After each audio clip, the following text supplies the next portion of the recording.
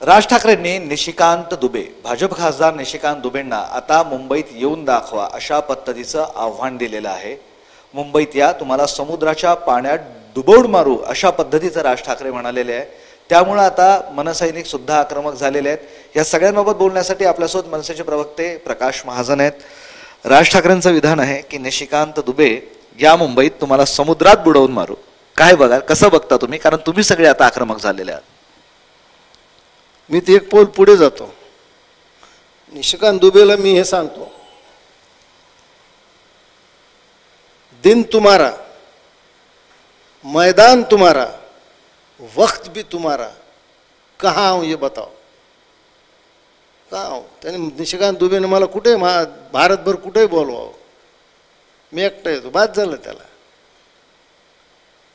काय बोलतो निशिकांत दुबे, आपण एवढे मोठे खासदार आहात, संसदेत भाषण करता।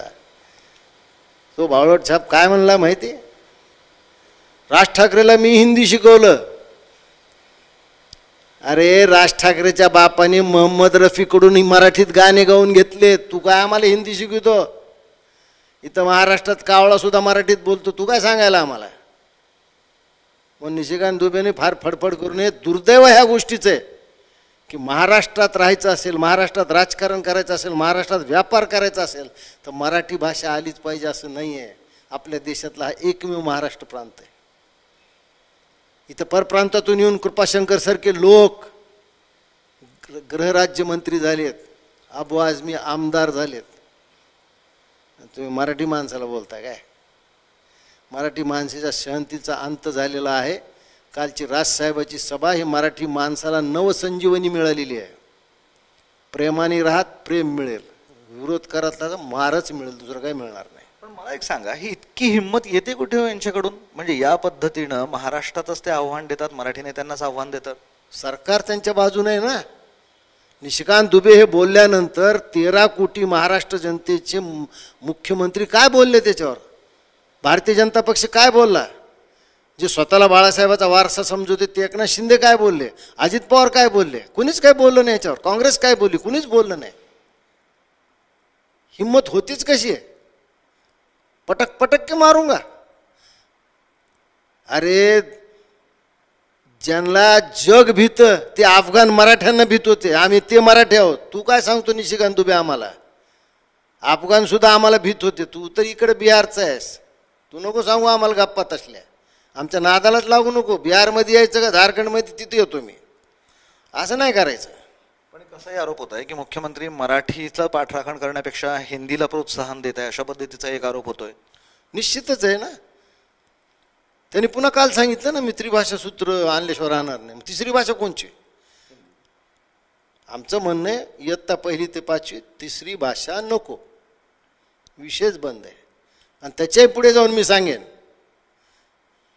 स्वर्गातला राजा देवेंद्र आणि महाराष्ट्रातला हा देवेंद्र दोघं जरी एकत्र झाले आणि त्यांना नरेंद्रचं जरी पाठबळ मिळालं तरी आम्ही हिंदीची सक्ती खपवून घेणार नाहीत। बरं, इतका हिंदीचा राग का मनसेला? अजिबात राग नाही आम्हाला, हिंदीवर प्रेम आहे। मी आत्ता हिंदीत बोललो दुबेला समजावं म्हणून। हिंदीवर प्रेम, भाषा म्हणून आम्हाला कुणाचा राज नाही। पण इयत्ता 1ली ते 5वी तिसरी भाषा नको, आमचं एवढंच म्हणे। 5वी नंतर तुम्ही हिंदी ठेवा, काय ठेवा, हरकत नाही। आणि हिंदी तर अलीकडची भाषा, राजसाहेब म्हणले। अहो माझ्याजवळ पुरावा आहे। छत्रपती शिवाजी महाराज आपला आराध्य दैवत, त्यांचे वडील महाराज साहेब शहाजीराजे कर्नाटकात त्यावेळेस कारभार पाहिजे, म्हणजे आजचं कर्नाटक तामिळनाड हे मिळून होतं। बरोबर। त्यांच्यामध्ये त्या ज्या काळात फारसी ही ऑफिशियल लँग्वेज होती, अधिकृत भाषा होती, त्या काळात सुद्धा शहाजीराजांची सक्त ताकीद होती की तुमच्या सगळ्या कागदपत्रावर मराठीत सही असली पाहिजे। हा पुरावा आहे माझ्याकडे। हे पुस्तक आहे महान शिवाजी खंड 1 आणि 2, डॉक्टर बाळकृष्ण 85 वर्षापूर्वी लिहिलंय। आदरणीय जयसिंगराव पवारांनी याचं संपादन केले, शिवाजी विद्यापीठ कोल्हापूरने हे प्रकाशित केले, हे स्पष्ट लिहिलंय बघा। देश कुलकर्ण्याकडील महसुलाचा कौलपट्टा किंवा भाडेपट्टा लिखाणाची जबाबदारी होती। दस्त, दस्त हा शब्द फारसी आहे। दस्ताच्या शेवटी देशपांडेने त्यावर मराठी स्वाक्षरी करायची। हे 400 वर्षापूर्वी होतं आणि 200 वर्षापूर्वीची हिंदी भाषा आहे। मराठी भाषेला तर 2000 वर्षाचा इतिहास आहे, पण आपल्याला अलीकडे आपल्या हृदयात आहेत नाही.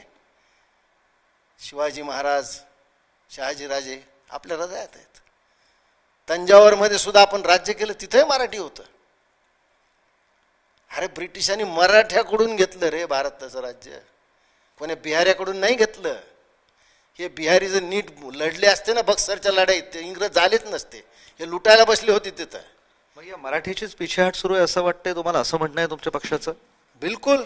कारण मराठीवर अन्याय होताना मराठी माणूस जो उघड्या डोळ्याने बघत असेल की आपल्या आईवर अत्याचार होतो, मराठी भाषा काय आपली आई आहे, तिच्यावर असा अत्याचार होताना जर तुम्ही पाहत राहिला तर तुमचं पौरुष ते काय कामाचं. आमचं तर म्हणणं उलट आहे, या सरकारमध्ये सगळा कारभार मराठीत चालला पाहिजे.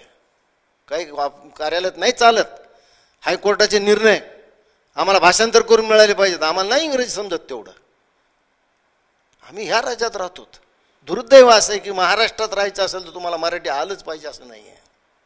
पण यासाठी कुठलं सरकार सुद्धा आग्रही नाही आहे. आतापर्यंतचे जे सरकार आले त्यात दुर्दैव आहे ना. अगदी शिवसेना सुद्धा होती, उद्धव ठाकरे सुद्धा होते. काय म्हणलं, दुर्दैव आहे. आता आम्हाला जाग आलेली आहे, जिथून जाग आली तिथून आमची सकाळ आहे.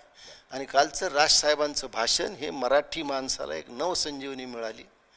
त्याच्यामुळं मराठी माणसाला जाणीव झाली की आपण एकत्र राहिलो पाहिजे. हा लढा मराठीचा मोठा आता. बिलकुल मराठीचा लढाच आहे, मराठी माणसाचा लढा आहे, मराठी संस्कृतीचा लढा आहे. आणि दुबे दिसला तर दुबे दिसायला काय, मी त्याला चॅलेंज करतो ना.